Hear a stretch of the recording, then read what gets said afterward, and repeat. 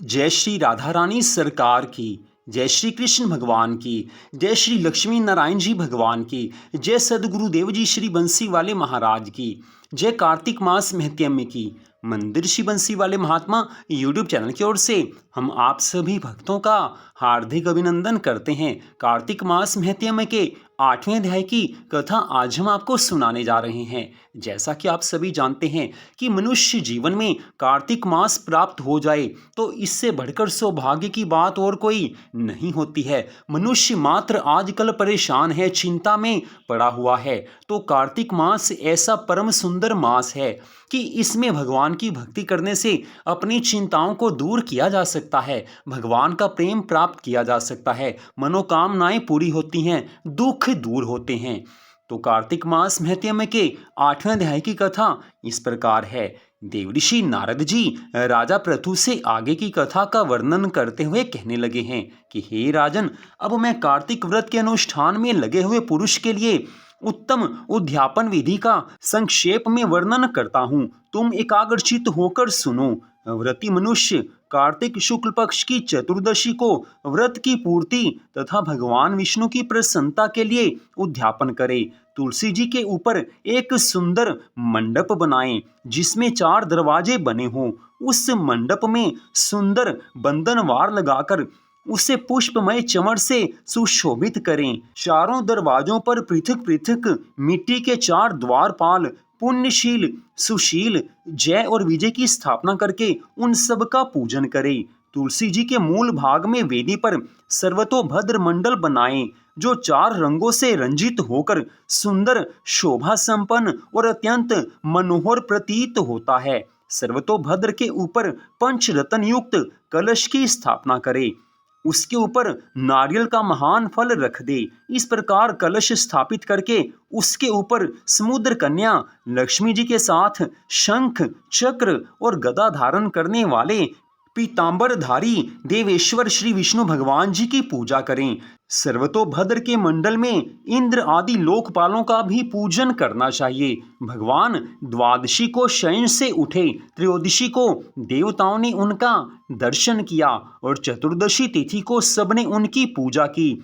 इसलिए इस समय भी उसी तिथि को इनकी पूजा की जाती है। उस दिन शांत और शुद्ध चित्त होकर भक्ति पूर्वक उपवास करना चाहिए तथा आचार्य की आज्ञा से देव देवेश्वर श्री विष्णु भगवान जी की स्वर्णमयी प्रतिमा का षोडशोपचार द्वारा नाना प्रकार के भक्ष्य भोज्य पदार्थ प्रस्तुत करते हुए पूजन करना चाहिए। ये सारे धर्म कार्य पूरी श्रद्धा भावना से करने चाहिए। रात्रि में गीत और वाद्य आदि मांगलिक उत्सवों के साथ भगवान के समीप जागरण करना चाहिए। जो भगवान विष्णु के समीप जागरण काल में भक्ति पूर्वक भजन गान करते हैं वे 100 जन्मों की पाप राशि से मुक्त हो जाते हैं। इस समय भजन, संकीर्तन और भगवान के नामों का जाप विशेष महत्वपूर्ण बताया गया है। भगवान विष्णु के निमित्त जागरण काल में गीत वाद्य करने वालों तथा सहस्त्र गोदान करने वालों को भी समान फल की ही प्राप्ति बतलाई गई है। जो रात्रि में भगवान वासुदेव के समक्ष जागरण करते समय भगवान विष्णु के चरित्रों का पाठ करके वैष्णव पुरुषों को भगवान की कथा सुनाता है, भगवान के भजन संकीर्तन आदि के द्वारा सबको प्रसन्न करता है तथा मनमानी बातें नहीं करता, उसे प्रतिदिन कोटि तीर्थों के सेवन के समान पुण्य फल प्राप्त हो जाता है। हे राजन, रात्रि जागरण के पश्चात पूर्णिमा तिथि को प्रातः काल अपनी शक्ति के अनुसार 30 या एक सपत्नीक ब्राह्मण को भोजन के लिए निमंत्रित करना चाहिए। उस दिन किया हुआ दान, होम और जप अक्षय फल देने वाला माना गया है। अतः व्रती पुरुष खीर आदि के द्वारा ब्राह्मणों को भली भांति भोजन कराए। अतो देवा आदि 2 मंत्रों से देवदेव भगवान विष्णु तथा अन्य देवताओं की प्रसन्नता के लिए पृथक पृथक तिल और खीर की आहुति छोड़े, फिर यथाशक्ति दक्षिणा दे उन्हें प्रणाम करें। इसके बाद भगवान विष्णु, देवगण तथा तुलसी जी का पुनः पूजन करें, कपिला गाय की विधि पूर्वक पूजा करें और व्रत का उपदेश करने वाले सपत्नीक आचार्य का भी वस्त्र तथा आभूषणों आदि के द्वारा पूजन करें। अंत में सब ब्राह्मणों से क्षमा प्रार्थना करें कि हे विप्रवरों, आप लोगों की कृपा से देवेश्वर भगवान विष्णु मुझ पर सदा प्रसन्न रहें। मैंने गत 7 जन्मों में जो पाप कर्म किए हों वे सब इस व्रत के प्रभाव से नष्ट हो जाएं।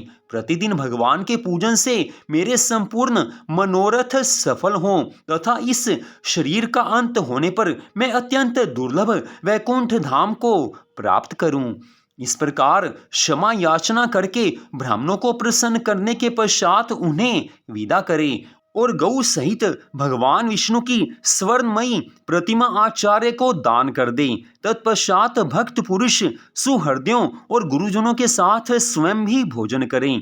कार्तिक मास हो या माघ मास हो, उसके लिए ऐसी ही विधि बताई गई है। जो मनुष्य इस प्रकार कार्तिक मास के उत्तम व्रत का पालन करता है, कार्तिक मास में प्रतिदिन भगवान की कथा को सुनता है, वह निष्पाप और मुक्त होकर भगवान विष्णु की समीपता प्राप्त कर लेता है। संपूर्ण व्रतों, तीर्थों और दानों से जो फल प्राप्त होता है वही फल इस कार्तिक मास के व्रत का विधि पूर्वक पालन करने से करोड़ गुना होकर प्राप्त होता है। जो कार्तिक मास के व्रत का अनुष्ठान करते हुए भगवान विष्णु की भक्ति में तत्पर होते हैं वे धन्य हैं, वे सदा पूज्य हैं तथा उन्हीं के यहाँ सब प्रकार के शुभ फलों का उदय होता है। देह में स्थित हुए पाप उस मनुष्य के भय से कांप उठते हैं और आपस में कहने लगते हैं कि अरे, यह तो कार्तिक मास का व्रत करने लगा, यह तो नियम पूर्वक कार्तिक मास की कथा को सुनने लगा, अब हम कहाँ जाएंगे।